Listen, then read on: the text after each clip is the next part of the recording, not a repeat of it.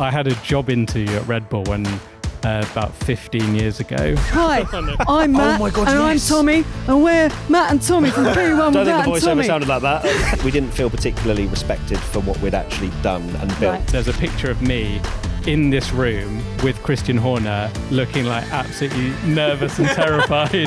I'm like, oh, meet Christian Horner. Welcome back to Talking Ball, powered by Arbitrade. I'm your host, Tomo, joined, of course, by the wonderful Nicola Hume. Thank How you are for calling me Nicola? wonderful. Of course. Thanks. A different compliment each episode, I think. Okay, so it's only up from here. Yeah, I'll never call you wonderful again. How are you Ever. feeling after the chaos of the opening episode of Monaco? Yeah, I mean, that I keep using the word intense. I can't think of a better word to describe it. It was a lot, but Yeah. it was good fun. Yeah. I mean, Monaco's amazing. Like, what a place. It was incredible, but today is a little bit more chilled. We are here at the Red Bull Technology Campus in Milton Keynes, and we are joined by two absolute legends when it comes to Formula One podcasts. Welcome to the show, Matt and Tommy from P1. How are you doing? Hello, Good. thank you. I thought Thanks you for were the going to introduce intro. someone else, to be honest, when you said legends of the podcast scene, but thank you for having us. I mean, you literally are like legends of the podcast scene. I will though. take that. OGs, shall we The go? OGs. Wow. Yeah. That makes Yeah. me feel old. Saying You OG. are old, mate, Yeah, I though. am old. Yeah, Yeah. everyone thinks I'm like 10, but I'm actually not. You're Nearly closer to 40. 40 than you are 30, aren't you? I've known you a long time. You've still not aged. No, What- I really what's the haven't. secret, Tommy? Just be calm and chilled. Right. Do you still Maybe. get ID'd? I have been ID'd at the age of 36. Yeah, Really? quite impressive. I dream of that day that I get ID'd again. I can't believe you're 36, mate. That's the big story there. Matt, Tommy, look, I guess first of all, to anyone watching who maybe doesn't know, the few people who don't know what you do and who you are, can you give a brief explanation as to what Matt and Tommy, what is your repertoire? So I'm Matt, he's Tommy. Sometimes people actually get confused. So we have a brand called P1 with Matt and Tommy. It's a podcast mainly. We record on YouTube. We also have our audio. We do watch-alongs, so we watch along to every qualifying and every race. We do live shows. We're going on tour at the end of the year. We do a lot of things, but it all stems from Formula One. Yeah, and it's a big tour as well, right? You're going everywhere. Yeah, we're going to Amsterdam at the end of August. We're then doing a tour of America in November and then UK in December. So very exciting. I know that you guys obviously used to work WTF1, and so did you, Tomo. So you guys have known each other Far a too long long. time, A long right? Far time, too very long time. That was lockdown Yeah, you days. worked for us. Yeah, technically. Really? Technically, yeah. He edited for us. I know, you just come to your gaff and we'd shoot they They were good. some good skits. Yeah. But obviously, Tommy, you're the one where it all started. I mean, when did you first start making content about Formula One kind of on, social media? Oh, it was a very long time ago. Probably back in 2010. Was that So- like back on MySpace or like Friends Reunited? It was. No, Yeah, it was very much Facebook. And a little bit of Twitter when Twitter was very, very different and felt like there were about 10 Formula One fans on it. I started making Formula One content back then. It was very much like trying to see like a fun side of motorsport. This was before the word content was a thing, or even memes were a thing. It was just funny pictures and posting silly things about the sport I loved, and that's how it all started, really, of just my passion for F1. So then how did you two meet? We met that was the end of 2016. 2016, yeah. I was making my own silly sort of F1 game content on YouTube. Fully not expecting to ever work in Formula One, like never. I just loved F1 ever since I was about 2 years old, brainwashed by my dad. Yeah. But I just did it because I liked commentating over F1 game footage and stuff like that. And it was like a part-time job at the very most. And then Tommy slid in my DMs when WTF1 were looking to branch out and make a YouTube channel from scratch. Yeah. They had the meme pages, they had Facebook and stuff, but they never started YouTube. And that's when Tommy messaged me. And there's a funny story where Tommy messaged me saying, "Hey mate, we're looking to do something quite exciting," or whatever it was, right? A new project. Can't say much, but would you be interested? I replied within 5 seconds. I said, "Hey Play mate, it yeah, cool." good to hear." So I was like, "Oh my god, that's Tommy from WTF1. This The guy star, is the real star." goat. This guy's the goat." So I replied straight away, and that's when the relationship flourished. Indeed, yeah, and it started from there, really, starting the WTF1 YouTube channel, and then this crazy adventure started because, like Matt, I was also like never expected to be doing anything with Formula One. I obviously hoped that would be the case, but never expected it. Well, I guess the independent content creation space didn't really exist, or it existed to an extent where it was just a hobby. And I think kind of you guys were the first, and obviously with WTF1, to kind of properly monetize it in such a way and be able to monetize it where it can actually become a career that so many people now, like as the sport's grown, obviously that space has kind of grown with it. But what did you see in Matt? Why did you reach out to Matt and not someone else? Why didn't you reach out to because he was very silly. No. Yeah, it was you know, the WTF1 brand, it was all about like humor and being a bit different to the normal kind of straight-laced publications. And Formula One is very different now to what it was back in 2010. There was a bit of fun, and you had a bit of fun, but nowhere near what it is now. You know, even Formula One themselves didn't have a social media page and stuff. So it was very new to all that. And I watched a few videos of Matt just chatting, and it was the kind of energy, and I felt like he kind of matched the brand quite well. So Nice. it worked well. And he actually showed me after I was hired the shortlist. I won't name the other people that were on the shortlist. Oh, I need to know the names. You'd done a little like breakdown, hadn't you, of different categories, and then rated them Categories out of, of 10. like, talent it was acquisition. savage. It was like 4 for and thankfully I scored quite highly. You before I did. got Yeah, the job. imagine if I'd shown it to you Humour afterwards and you free Was were it out of like 10. a pros and cons list? then? Yeah, pretty much was, basically yeah. of just like analyzing. This was very, very long time ago. I mentioned about like there were no meme pages. There was so little YouTubers, and this was very much pre kind of Formula One content creation being like massive and loads of like influencers and things. It was a very small kind of there wasn't many like out there doing Formula One content anyway. But yeah, I made like a short list of different people, and Matt came out He'll release it one in day. P1. Well, that's what I want to know what was on the cons list, because we know the pros list. It genuinely wasn't anything. I'm not just saying that because we now 'Cause we're work here, together and of it'd be course awkward. not. Stop it. No, I did have it quite high was grades. it was just good. I'm just curious as to what actually happened when you left WTF1, because obviously, I mean, you were the faces, you were the brand of WTF1, and then you left and you did your own thing. As somebody from the outside, I mean, it's different for you because you kind of know what happened on the inside because you were part of WTF1 as well. So as an outsider, why did you leave? What happened? We've been asked this many times, and everybody wants the full scoop. We want gossip. Full Yeah, you want source. everything. I think if I'm going to put it in easy terms, we didn't feel particularly respected for what we'd actually done and built. We had ideas of where we wanted to do things, create content and stuff like that, or just generally having the flexibility to be able to be our own content creators within that space. But sadly, that wasn't the case. You would always be in really dreary meetings where everyone's talking about this, that, and the other, and we just sat there like, we just want to go and make content, not be discussing really pointless things. But there's many things, right? Like some things, obviously, that we can't talk about. But it got to the end of that journey. Like, I loved WTF1 when I was there for the majority of it. It created a job for me that I never thought I would ever have. But at some point you go, I think I've outgrown this now, or I think I know more than the people telling me what to go and do. So that's why I left or wanted to leave. It was the fact that Tommy had messaged me going, mate, I think I want to leave. And I was like, I thought you were going to die with the brand. Like, I literally thought he'd be in WTF1 merch in his coffin. But then, you kind of said you wanted to leave as well. And I was like, all right, let's have a chat, shall we? Yeah, it just naturally, when you do the same job for years and years and years, even though WTF1 had grown from a very small thing to this massive kind of, we got to 1 million YouTube subscribers and things, which was crazy, and it ended up being way bigger than I ever expected it to be.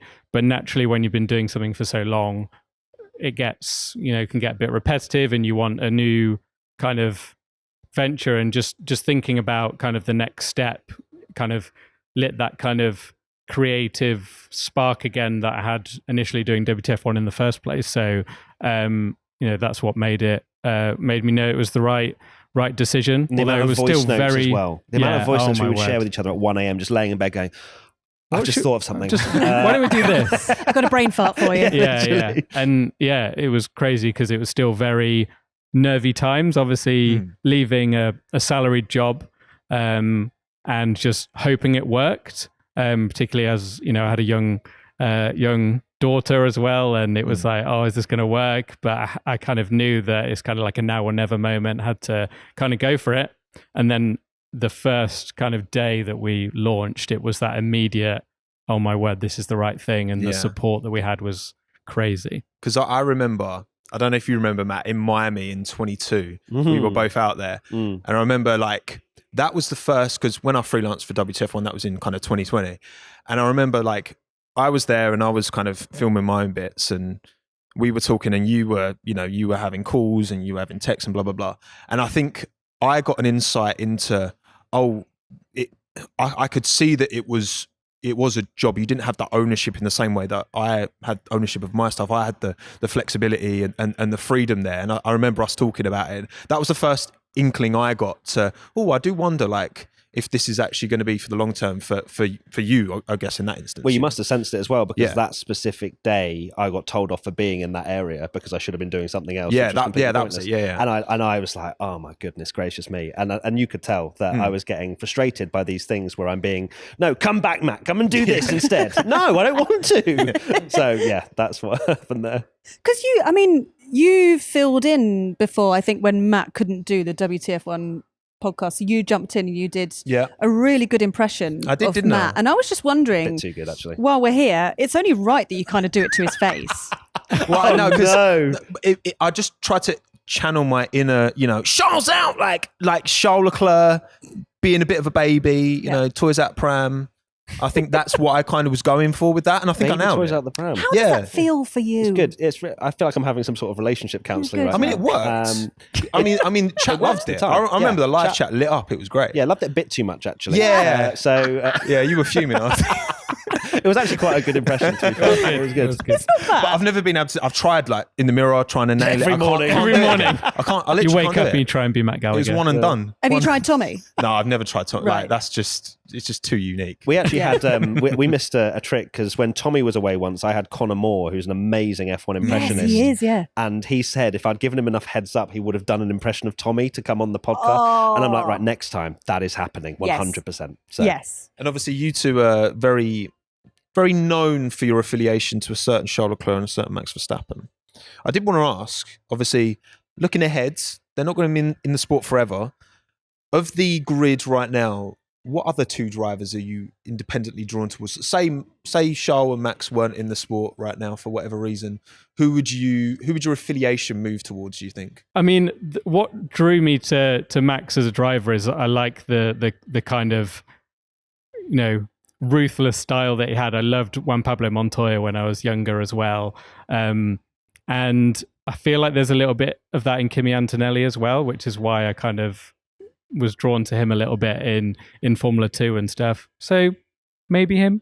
Surely it's Antonelli. Yeah, it has to be. Yeah, I mean, he's got a long future ahead of him as well. Well, because I mean, you spotted and had your eye on Max back before he was in Formula 1. So clearly you've got a nice eye for it, I think. Maybe. Or he has about 10 drivers that he loves, and one of them gets really good. Fair, Yeah, Max so just was cut an always... editing. You bet on everyone, you can't miss. Well, champion, I said Max. I it said was funny with Max because I remember watching him in Formula 3 and I was like, this kid is going to be amazing. I'm going to follow his career through like Formula 3 and Formula 2 and work his way up. And then within about 4 months, it was announced that he was going to be an F1 straight away. It's like, oh, okay. But Did you feel smug about that? A little bit. Yeah. It's like discovering a band, isn't it? Yeah, you're like, I day one Max fan, like, I followed him before it was popular. I have to ask, because obviously you started your own thing, you started P1. Who came up with the name P1, by the way? I think it was me, I'm not going to lie. Did you have a list of names? Yeah, we had loads of names. I can't remember. Were they did have all a like list of puns and things like that? Yeah, we were trying to go down the pun route again. We probably got thousands of WhatsApp going. What really about this? good. I remember this? we were in Scotland, I think, weren't we? Or we were on the P1 Live Show tour where we were sat down. Not the P1 Live Show tour, sorry. This was for P1, obviously, so it wouldn't be the P1 Live Show tour. Where were we? We were in some sort of restaurant, I feel, and we were discussing it. Do you remember that? Yes, and I can't remember when or where. I can't remember Yeah. the People Lusher talk because we hadn't launched. But yeah, I just remember us sitting down and just kind of going through all these names, and all of them were dreadful. And then I don't know if it was me or you, Tommy, but just like, what about P1? No one's taken that, and then we just put a little Matt and Tommy at the end to Give it some like personality and it just and- worked. And it just stuck. and it did. Yeah. It's done all right. But for those watching or listening to this that want to start their own content, what kind of advice have you got for them? I'm going to throw the same question to you as well because you're the same kind of category. You go first, Tommy. There you go. You know, because whenever you get this question, it's kind of, I don't want to be, what's there's a name for something when it's like survivorship bias or whatever it is, because the thing is, we all got there quite early. Like, I started doing my F1 stuff in 2019, YouTube before that. And so I think that has obviously helped us get to where we are. But also you do learn a lot of lessons along the way. You have to treat it with the discipline, especially obviously now you guys are you're running your own thing and you're not beholden to any, no one's necessarily telling you what to do. You have to have that discipline in yourself. And I think that's the biggest thing. I think it's the passion for what you do is the main thing for me, because you know, I know, and I've learned so much doing, you know, what I did at WTF1 and now P1 about how to kind of, you know, do social media and how you kind of manage that side of content.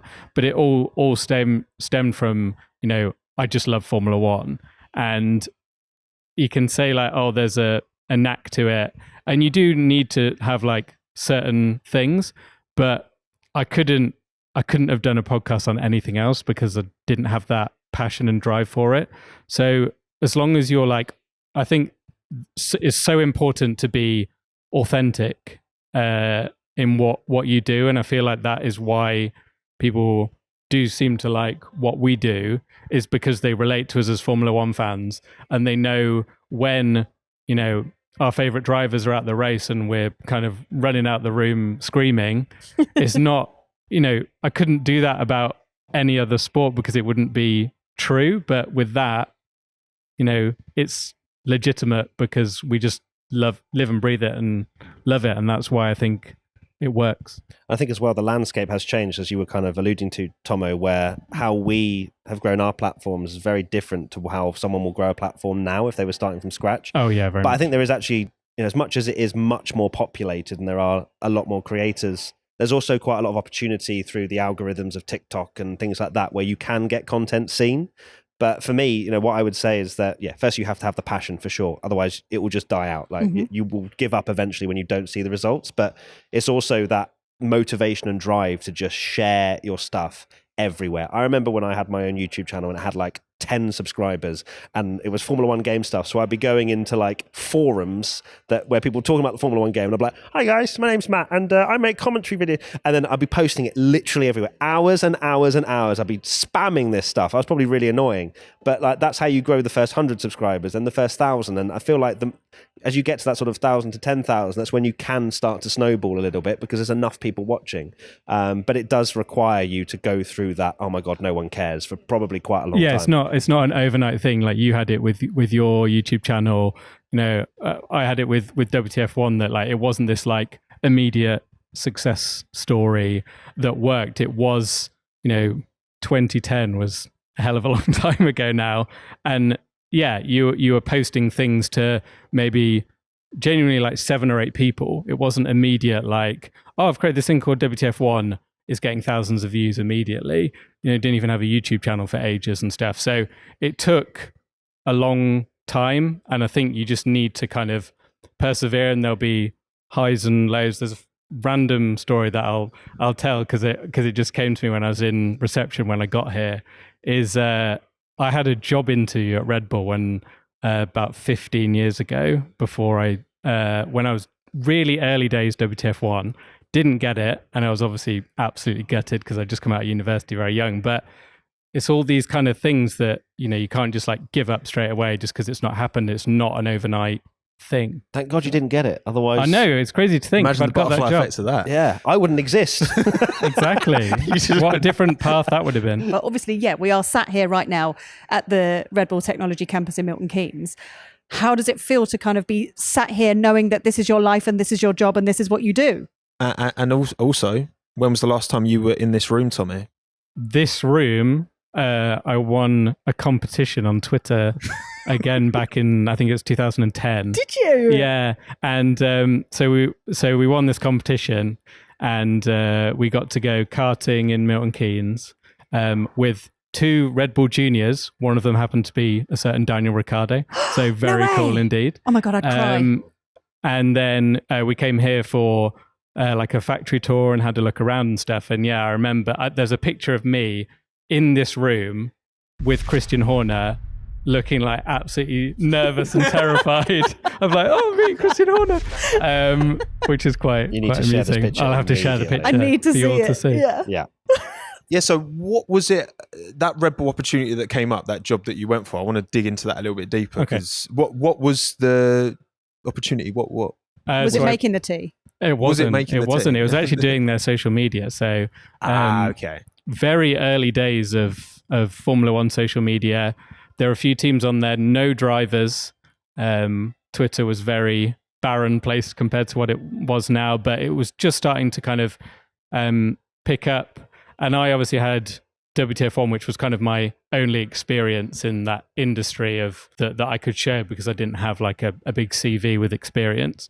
I applied to be work as like a social media, I think like second person doing it as it was kind of growing, and got all the way to the final interview stage. Sadly didn't happen, but then 3 years later I ended up working at Red Bull anyway, as a freelancer. So that was really cool. I did writing for Red Bull for maybe 2 or 3 years and got to do some cool things, like go to some of the show runs and stuff like that. So yeah, it was really cool. So you've gone from being a Formula One fan to then coming here by winning a competition, having a job interview here, not getting the job, and then you finally get the job being freelance. How do you celebrate that? I remember, it was so long ago, 2013, I think it was.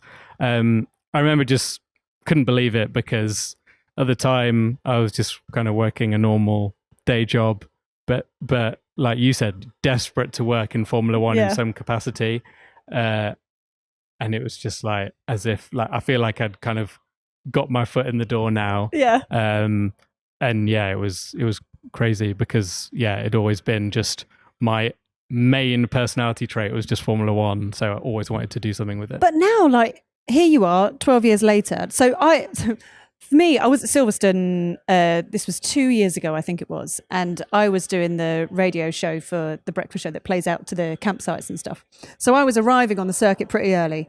And every morning, I know, exactly. hi, I'm Matt, my God, and I'm yes. Tommy, and we're Matt and Tommy from P1 Don't with think Matt the and voiceover Tommy. sounded like that. Make sure you've got your bags ready for security. Do you want and to all do the that to Tommy get through the impression that gates. Conor Moore was going to do? Every single morning, I had to walk in. Like, for those of you that might be listening that also suffered from this repetitive 6 a.m. start voiceover, Every single morning. we never asked for that. That genuinely, after that year, we went and said to them, the lovely people at Silverstone, we just said, can we include other voices? Can we roll in a few others, because we can't be. It was like every 2 minutes. Yeah, we hated it. We were like, oh my God, it's us.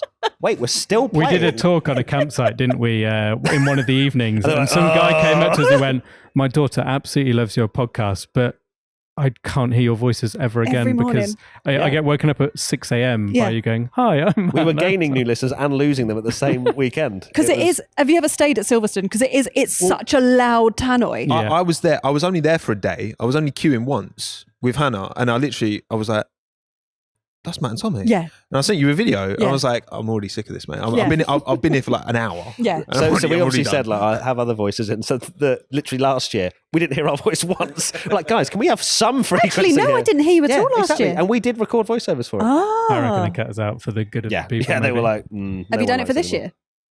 We will maybe be doing it for this year. That means yes. And hopefully somewhere in the middle.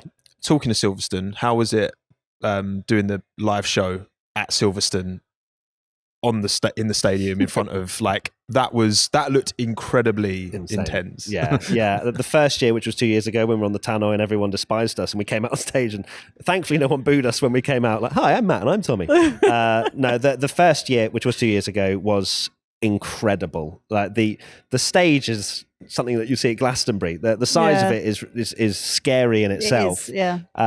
And obviously we'd advertise saying, hey guys, we're going to be on the stage. It'd be awesome if you could be there. And we have quite a spread listenership. It's not just in the UK. The US is our biggest audience. So we don't know how many people are going to turn up to this. But the sea of people that we came out to, especially 2 years ago, because it was sunny, it was a lovely day. It was glorious. Was just, oh my goodness. Great. I came out and I was like, okay, I don't usually get nervous for these things anymore. Like the first one we ever did back in Leicester Square, I was shaking. But we'd done a few. So I was like, I know what we're doing. I came out, I was like, I don't know any. My brain's gone completely blank. What's F1? Tommy? Yeah, that was unbelievable. Just for it to be at Silverstone as well, where we didn't know each other then, but obviously we'd both been there as kids watching Formula One and watching that stage, and then to be on there chatting about Formula One and have loads of people come out and see us and enjoy it and stuff. It was absolutely crazy. And last year was again amazing, but I absolutely tipped it down 5 minutes into our set. So we came out, it was fine, dry, had our coach just in case, and then the heavens opened. To be fair, the pictures look really so cool. We look like rock stars with it, just like... And we were kind of just... I was pinching myself in particular because I enjoy Stormzy's music, and I knew that he'd been on it literally the night before. And I was like... Stormzy was stood on this stage, and My now shoes it's are where Matt his and shoes Tommy. were. Yeah, he wasn't even wearing shoes, I don't think. So I was just like, this is just utterly crazy. There's also something weirdly satisfying about going out on stage at Silverstone and holding the microphones with the Silverstone branding or with the F1 branding on the mic muffs. Like now we've got the Talking Ball branding on here. It's now really satisfying. But to walk out on stage and to feel that and to know that you're holding that microphone makes it that little bit more special. Do you know what I mean? And a giant picture of us behind Yeah. us. Just turning around. The amount of times I turned around and went, God, Tommy, you look good in 4K. Because it was just such a massive screen with just Tommy on there. It was so weird. Yeah, it was awesome though. So cool. I remember seeing that and thinking of you, Tommy, straight away, because I remember going to your first live show and seeing you up there, because I know that Matt, you're very, I think it's fair to say you're very natural on camera, and that side of things has come easy. And part of the reason I started content creation is because I wanted to get more comfortable speaking in front of a camera. I know that's something you struggle with a lot more than Matt, Tommy. And Just seeing you do that first live show, let alone Silverstone, that got me in the feels. I was very proud of you, man. Thank you. Yeah, it was crazy because some people that maybe joined the P1 journey maybe don't know, but the reason kind of we got Matt on board as a presenter way back on WTF1 was I wanted to basically be faceless, even didn't want to appear on anything, kind of. Yeah, I was just kind of in the background doing stuff for WTF1, but didn't want to be on camera because I absolutely was petrified of it and hated it. And sadly, it doesn't exist, and I wish it did. But we had, when you first came in for an interview, we sat in a boardroom and did a podcast, just a pilot podcast thing. And obviously we had no chemistry because we didn't know each other.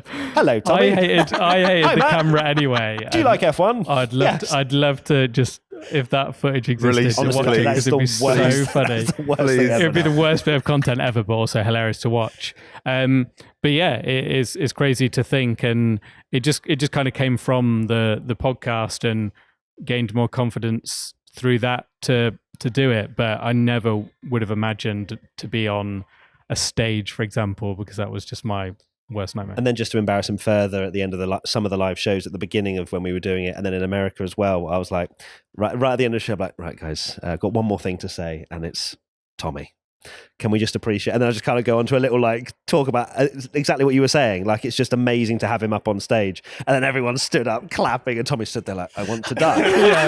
Is there a trapdoor? Can I press it? Yeah. But it is amazing. It is. And I know Tommy more than most. Yeah. And to see you do that sort of stuff still baffles me, considering where you were and being like, is that a camera over there? Oh, not sure about that one. To now commanding a stage.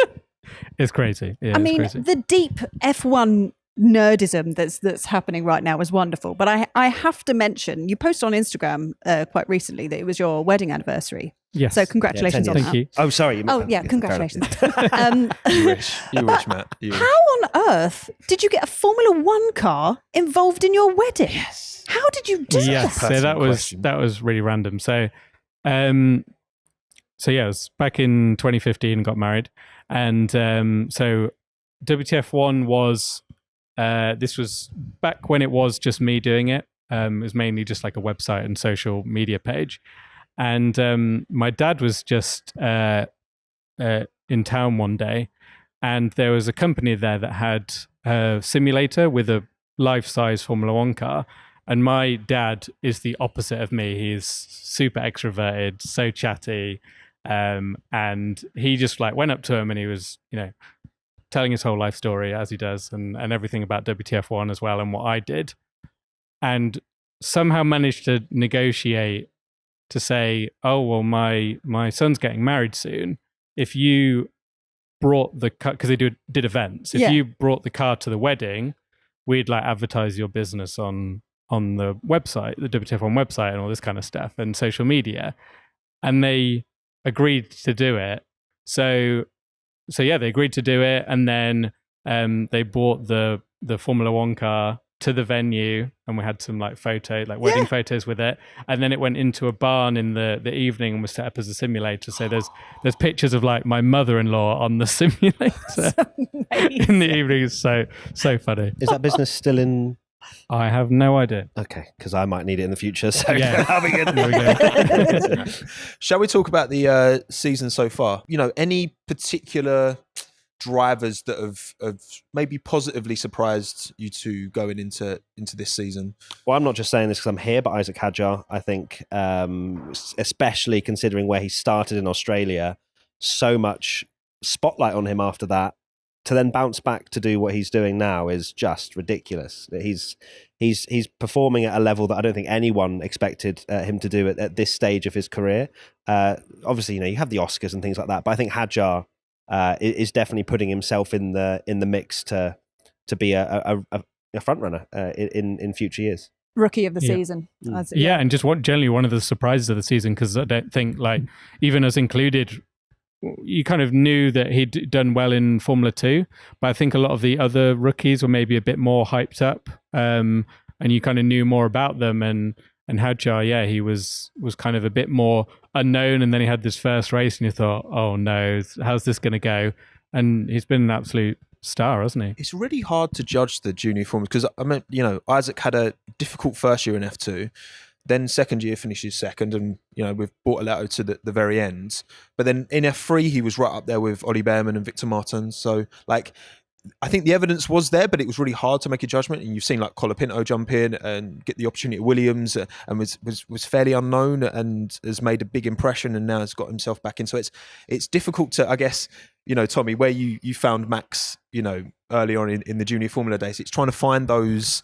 It must be tough for the teams to find those rough diamonds that they can actually turn into something. Because there's so many variables in Formula 2 as well, and people win the championship, but then there's like lots of context to it as well, that like sometimes people will win a championship and they've been in Formula 2 for maybe like 4 or 5 years, and they've got really used to the how the tires work and stuff, and then maybe from the outside perspective, people don't understand that maybe a younger driver that's finished lower down the order gets the seat, and they go, well, this guy won the championship, why is this guy? But the teams do find that talent, don't they, and know, and that's why people like Hadjar in the sport. And also as well, Formula 2, Formula 3 is sort of labelled as a spec series, and it's a level playing field. It's not. There are better teams. There are teams that know how to set up the car better. There's so much politics in those formulas as well, and that's why it is so difficult to find that talent. But there's the likes of Lindblad that I think's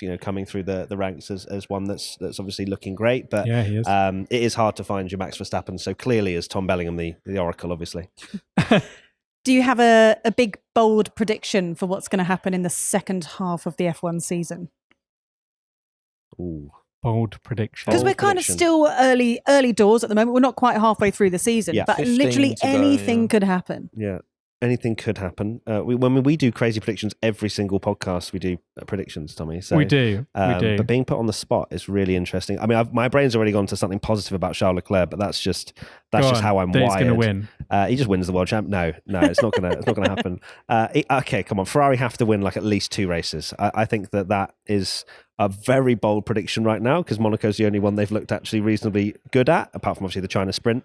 But yeah, let's go with that. Ferrari win at least 2. Well, my bold prediction is that Ferrari won't win a race this season. Okay, right, we're done. Okay, so P1 was going. And really I predicted them at the start of the year as they would be the big flop of the year, and they were very hyped up going into the season. And They were. I got a lot of "Are you Matt Gallagher" accusations because I was predicting Charles to win the title this year.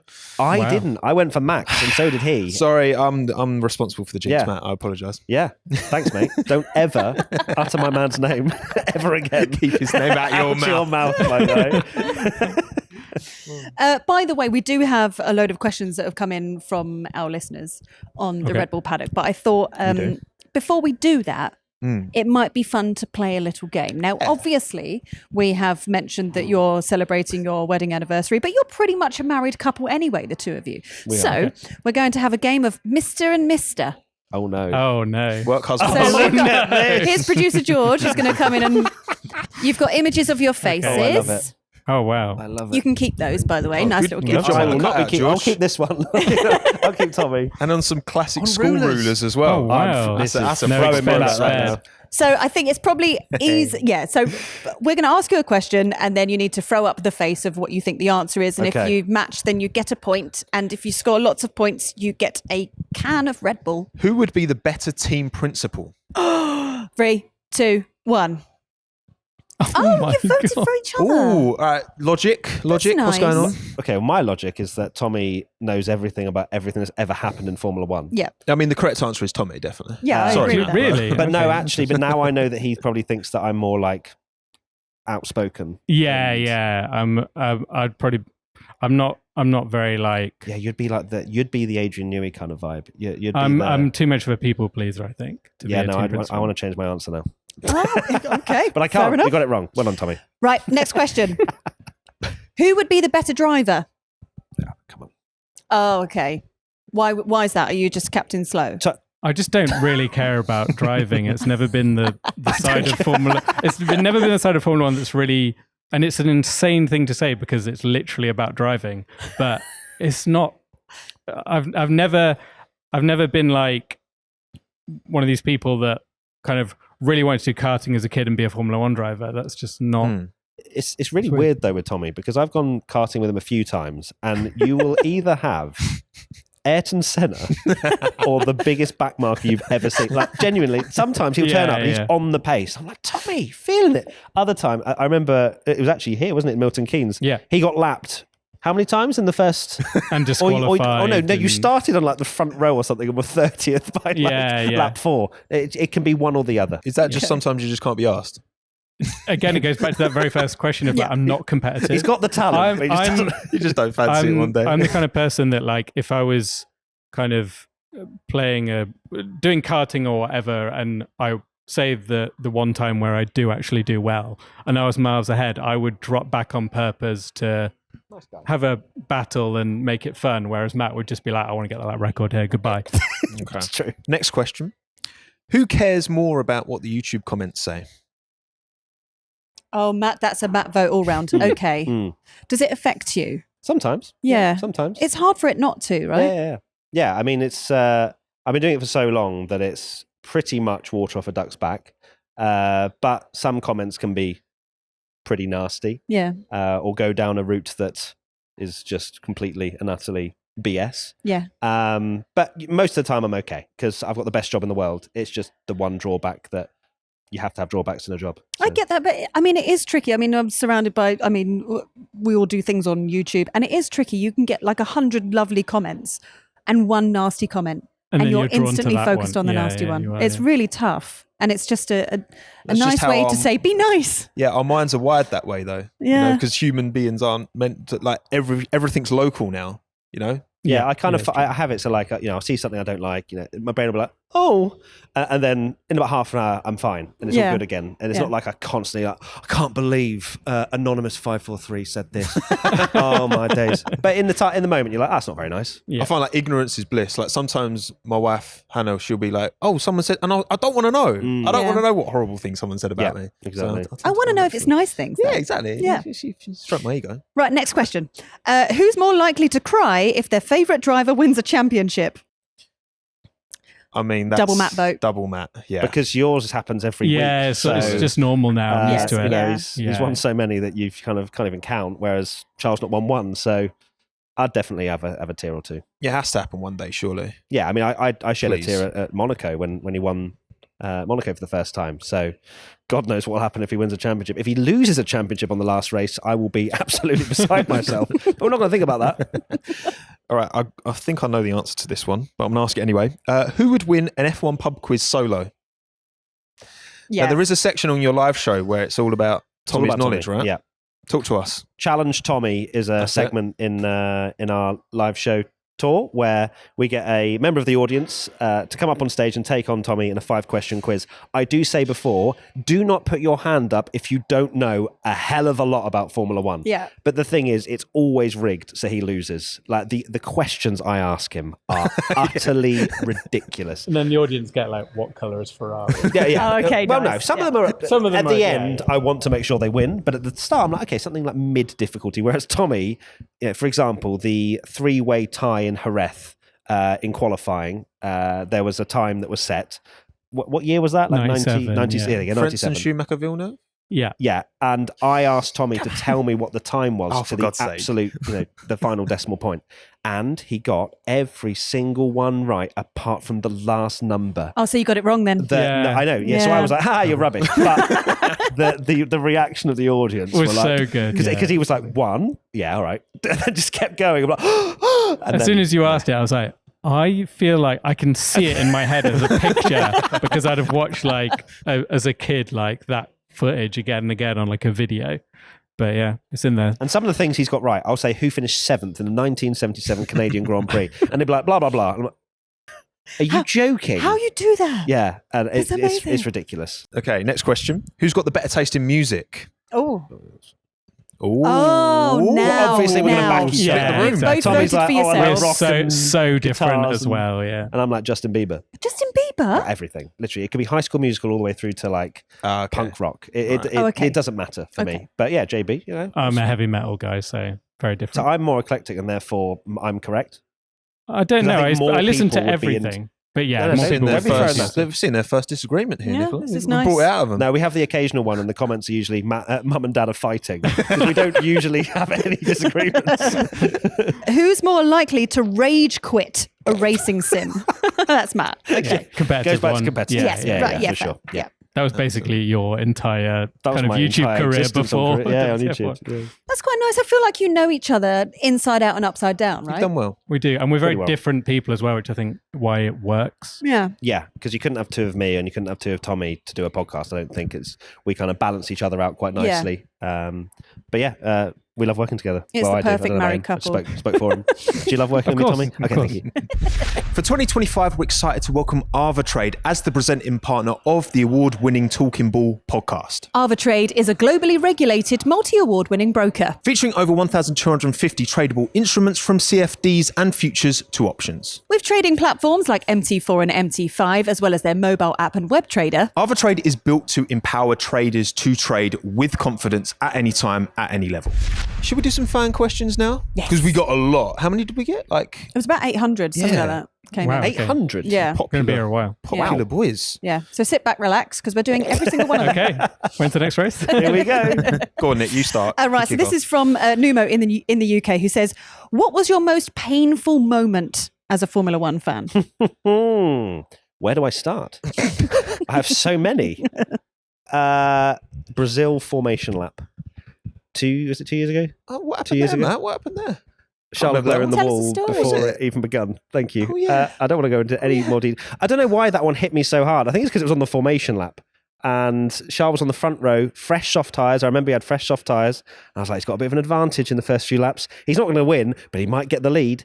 And then it just flash cut to him in the wall.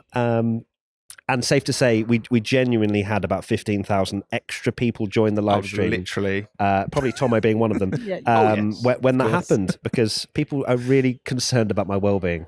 Is that why? That's nice. Yeah, they That's wanted nice. to check in. Yeah. Tommy? That is tricky.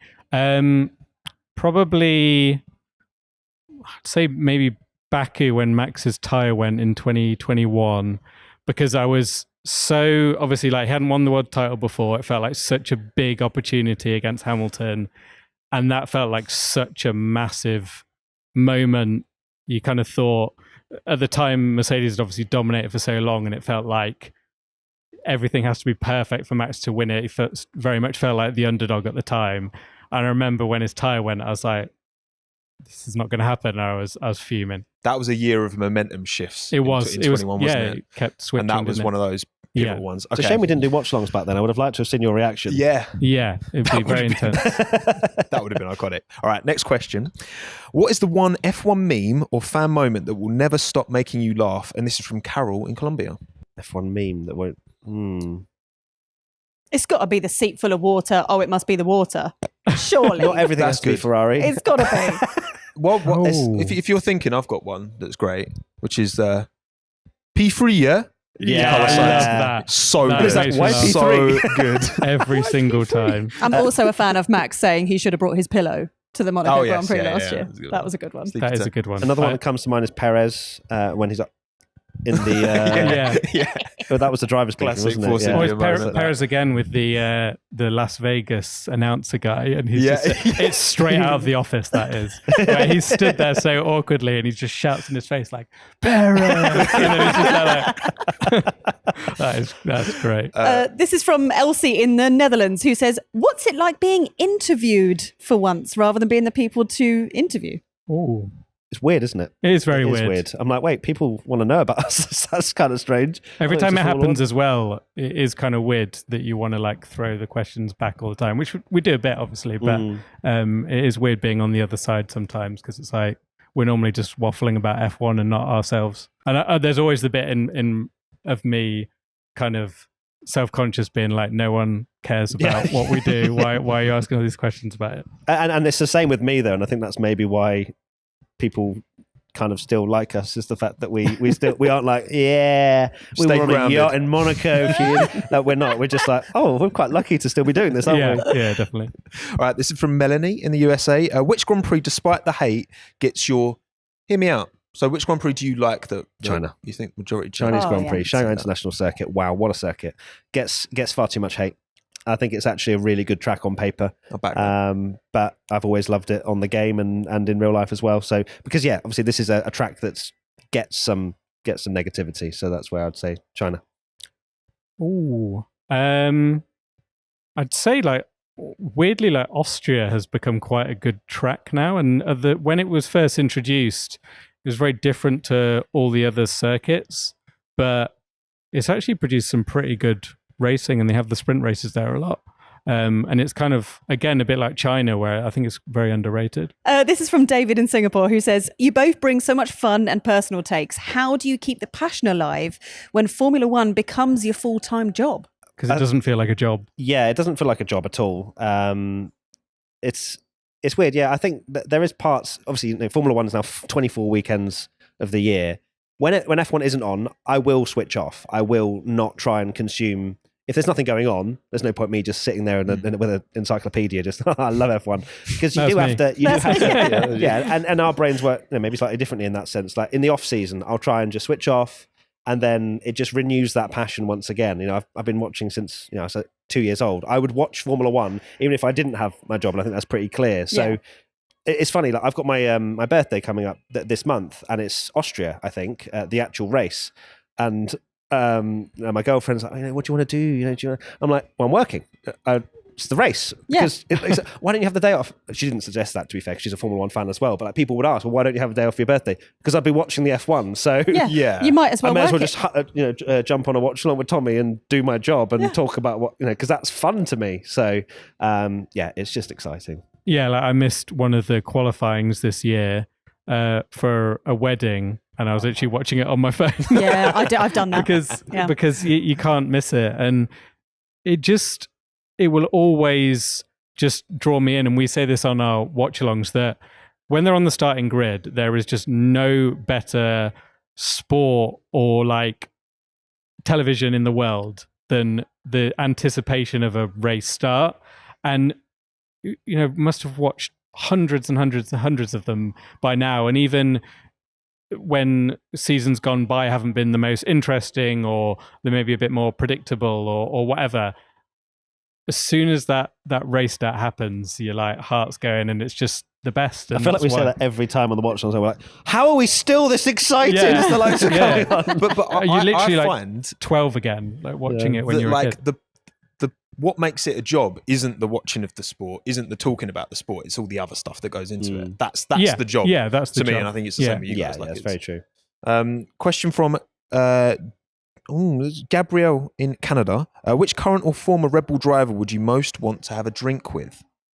I've got to say Daniel Ricciardo, mainly because I just love the man. Like, He'd make you drink it out of his shoe, though. That's fine. I did many shoeies when we launched P1. Just at the pump. Just directly into the shoe at the pump. It's funny, actually, because we've been very lucky that one of the drivers we have been able to do content with the most is Daniel Ricciardo. The amount of opportunities we've had with him. And I told him our shoey story where I'd done like 25 shoeys at the start of P1 because I did it for every 1,000 subscribers anyway.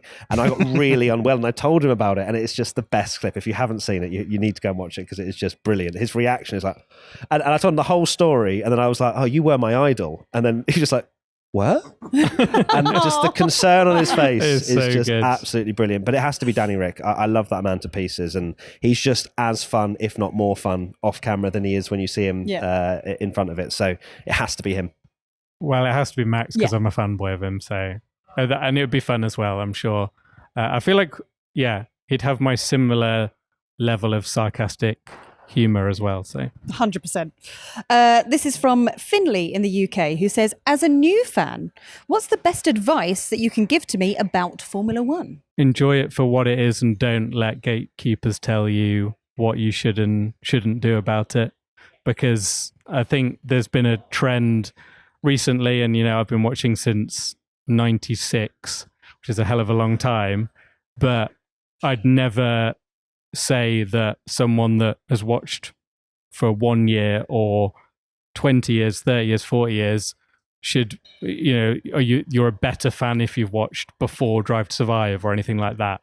And just enjoy the sport for what you enjoy the sport for, basically.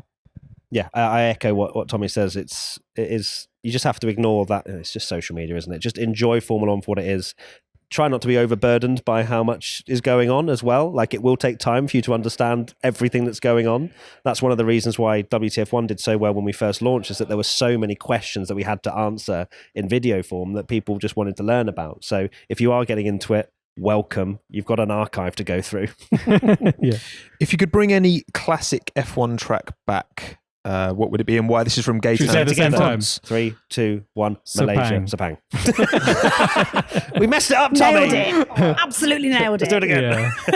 Yeah, definitely. Malaysia. 100%. It was so good.